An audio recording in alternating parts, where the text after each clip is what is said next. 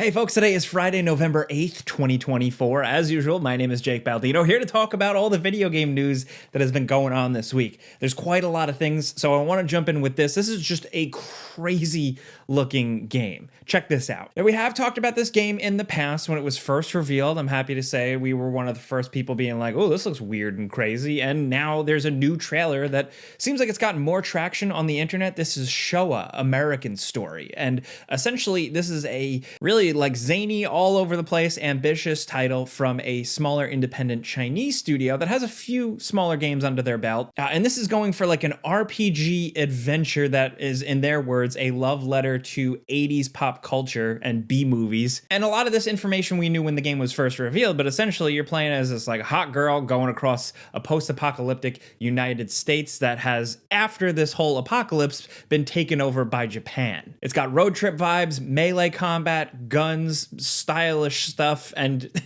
there's just a lot to absorb here. This trailer, more than the previous trailer, really amps up the, like I said, zaniness, the nonsensical stuff, highlighting characters. I'm guessing some bosses and stuff, and every single one of them looks like something ripped from a completely different game. This is one of those games that still, at this point, like it could be vapor. It could turn out to just be total phoned in junk. But when you look at these trailers, is it just me? Like, you know, even if it's not worth the hype once it finally releases or something, like you can't help but look at these trailers and think, oh, this could be cool. This is something I would be interested in playing if it was actually fun and awesome as much as it looks here. I like deep thought-provoking games as much as the next person, but sometimes I just want to, like, you know, do a backflip off my motorcycle while killing zombies in a post-apocalyptic landscape. I don't know. Either way, we do have this new trailer if you do want to check it out. I really want to know what you think because who knows? But it also has a Steam listing now, and it is slated for a 2025 release date. Along with that, this week, the PlayStation 5 Pro is releasing. I didn't get a review unit or anything like that. Mine is waiting to show up in the mail, but reviews have dropped, so you can check those out if you want. Nothing too surprising there. Like, it seems like there are some nice tech increases if you care about frames and resolutions, but yes, it is expensive. But like I said, mine should have showed up, but it hasn't showed up, so yeah, expect it before you buy next week at some point once we dive in. The other bit of news this week is Grand Theft Auto 6. They're doubling down on the release date. As you probably know, the previous release date window vague thing from officials' mouth was fall 2025. And now, once again, Take-Two Interactive, during an earnings call, went on record saying fall 2025 is the release date. So again, it's great that they're pretty strong and committed to that, but will it be pushed? Games are delayed all the time, especially big, massive ones like this. Who knows? But they've been working on Grand Theft Auto 6 for what feels like forever now, so hopefully they really got this release date hunkered down. My big question really is like, when are we going to see more of this sucker? We got that trailer, what feels like forever ago, and I want to see and know more, honestly. Along with that, during the earnings call, Take-Two CEO, head guy Strauss Zelnick did go on record saying that he's not worried about the Series S. People pose questions to him about technical issues, and, you know, with Series S having less power than the other modern consoles, would porting to it be a problem? And he said, and I quote, "I'm not really worried." Of course, he's like a rich billionaire guy, so it doesn't really matter to him. But I also want to point out, like, we have to see it to believe it. But he essentially stated that, like, the amount of resources they have and time that they have, he's not worried about it being half-baked on Series S or something like that. And he said that they're just looking at putting everything on all platforms properly. And he did point out that the PC market is growing, and it's something that they are interested and aware of. But that begs the question, is Grand Theft Auto 6 going to come to PC at launch? Who knows? Rockstar tends to do it very differently with PC releases, so I don't know if things are going to change now, but it would be nice. He said, and I quote, "If one platform diminishes in value, there's always another one. So we're seeing great growth in PC right now, for example." So he brought it up.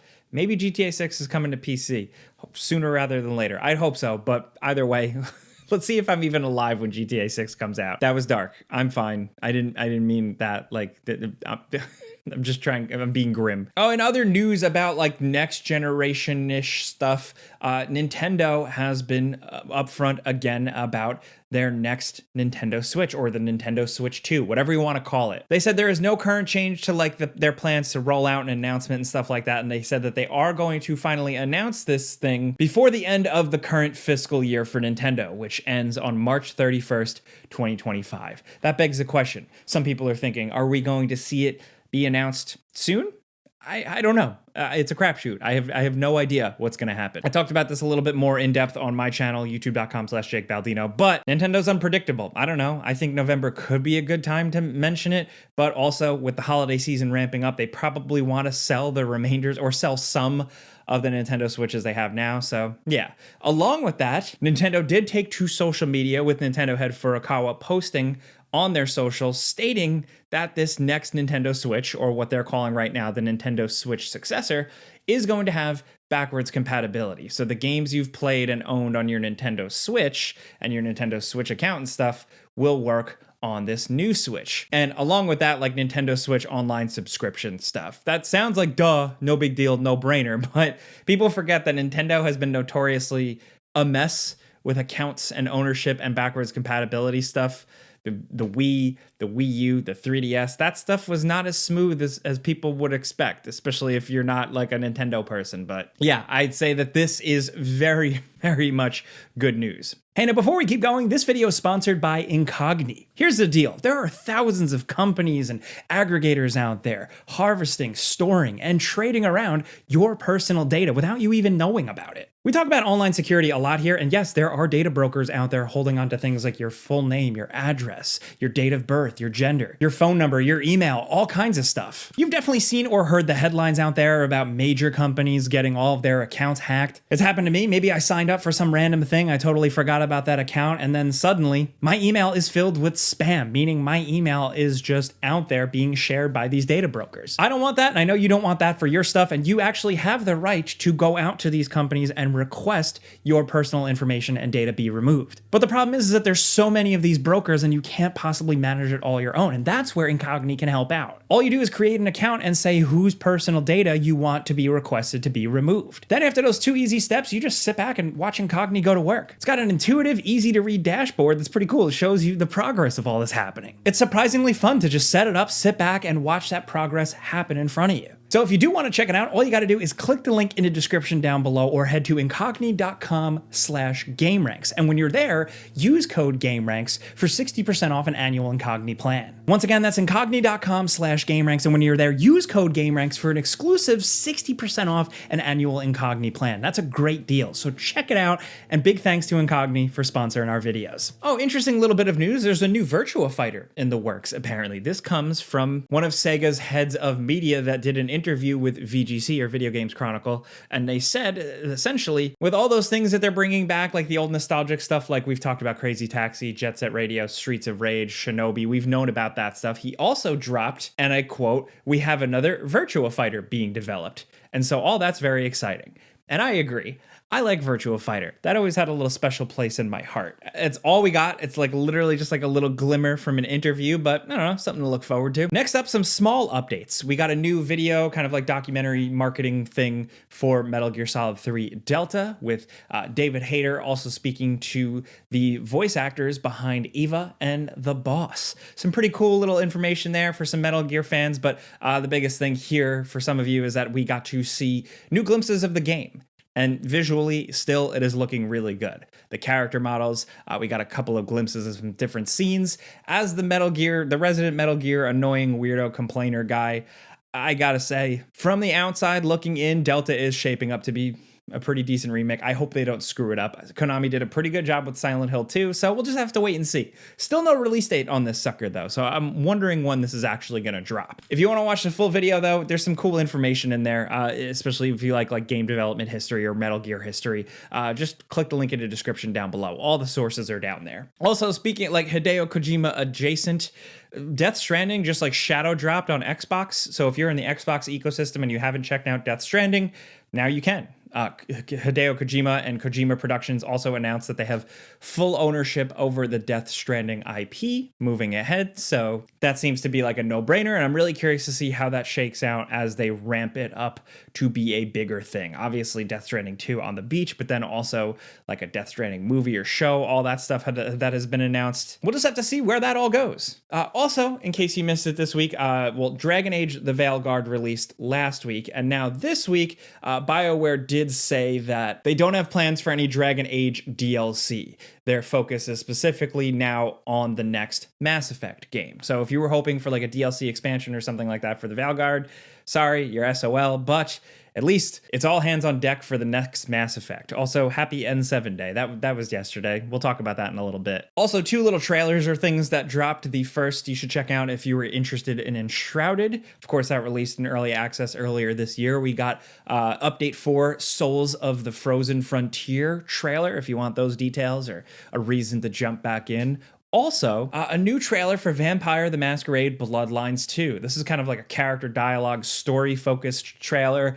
And I just don't know anymore if this really ended up shaping up to be what some of us were hoping. Obviously, the game has had troubled development. It changed studios, and like from the gameplay that we've seen and now this new trailer, I don't know, the vibes are slightly different. So I'm kind of keeping my expectations in check. I'll still judge the game when I get my hands on it, but at the very least, even if I don't end up liking it, there's always the original. Now, also a bunch of stuff released this week, smaller to middle titles, but there's definitely something in there for somebody. The first is Metro Awakening on VR. I did the before you buy for this. I think it's a pretty decent translation of Metro gameplay to VR. It's got some flaws. It's not perfect like a Half-Life Alyx or a Batman Arkham Shadow, but it's still pretty cool. Maybe watch some gameplay. It's also a very dark and spooky game, so maybe watching it isn't the best recommendation. I don't know. But yeah, our before you buy will be linked in the description down below. Also, I totally missed this. I'm sorry, but Life is Strange Double Exposure is out.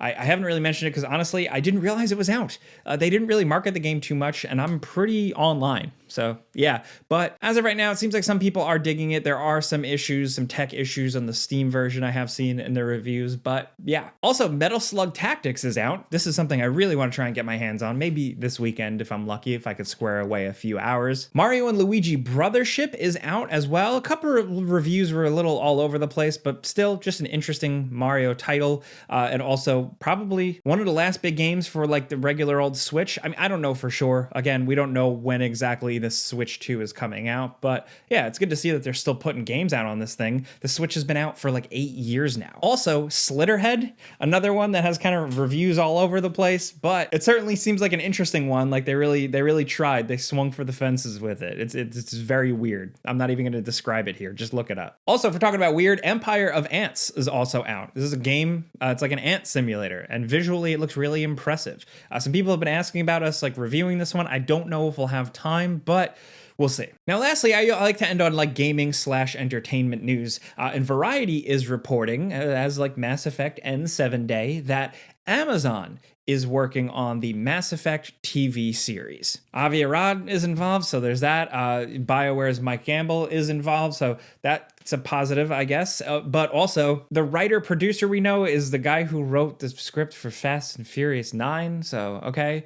But at the very least, I look at Amazon's great work, in my opinion, with the Fallout TV show, and I really hope that they can just replicate that success here. But we're just gonna have to wait and see, and it's probably gonna be a few years. What would you want for a TV show? Would you want them to do something in the world, or would you want them to just recreate Mass Effect 1, 2, 3? That's a tall order because everybody's adventure was a little bit it's different, so everybody has a little bit of like a different feel for those games. Still, it'd be really cool. I wonder if they would go for male or female Shepard. Either way, yeah, that's the stories this week. Let me know what you think about everything. The PS5 Pro reviews, that Showa American Story, weird, crazy looking game. Grand Theft Auto 6, do you actually think it's going to release fall 2025? Or, who knows? Let's talk about any of the stuff this week down in the comments. Of course, there's going to be a pinned comment. Let us know what games you're playing for our research. It helps. But yeah, let me know anything you want about the news stories this week. Of course, you can always find me on Twitter, Instagram, Threads, kinda, at Jake Baldino. Catch me on the Before You Buys, and I'm here every Friday to get you caught up on the news real quick. every Friday, like never missed for like 7, 8, 9, how many years? I don't even know at this point, but thank you for watching. All I ask of you is to have a great weekend, be safe, and pizza's on me.